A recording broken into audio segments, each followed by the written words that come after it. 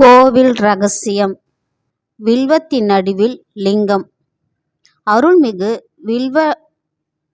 வில்வவனநாதர் திருக்கோவில் திருநெல்வேலி மாவட்டம் அம்பாசமுத்திர வட்டத்தில் அமைந்துள்ள கடையத்தில் உள்ளது. பொதுவாக சிவனுக்கு மிகவும் பிடித்தமான அர்ச்சனை பொருள் வில்வம்.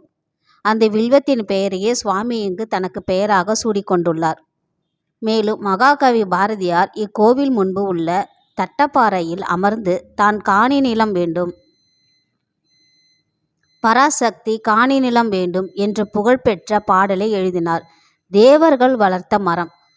பிரம்மதேவருக்கு சிவபெருமான் ஒரு வில்வப்பழத்தை கொடுத்தார்.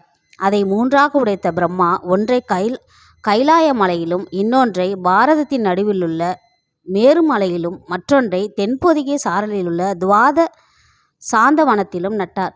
அந்த துவாத சாந்தவன பகுதியில்தான் வில்வநாதர் கோவில் உள்ளது. அதை தேவர்கள் நீர் பாய்ச்சி இந்த மரத்தை வளர்த்தனர்.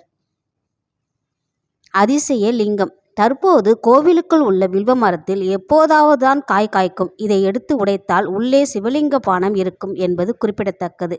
பக்தர்கள் சிலருக்கு இந்த காய் கிடைத்துள்ளது. அவர்கள் அதை பொக்கிஷமாக பாதுகாத்து வருகின்றனர். எந்நேரமும் வரமருளுபவன். இத்தலத்து அம்பாள் நித்திய கல்யாணி மிகுந்த உக்கிர தேவதையாக கிழக்கு நோக்கிய சன்னதியில் காட்சி அளிக்கிறாள். அதிலும் இத்தலத்து அம்மன் நித்திய கல்யாணி என்பதால் எந்நாளும் எந்நேரமும் வரமருளுபவளாக கருதப்படுகிறாள்.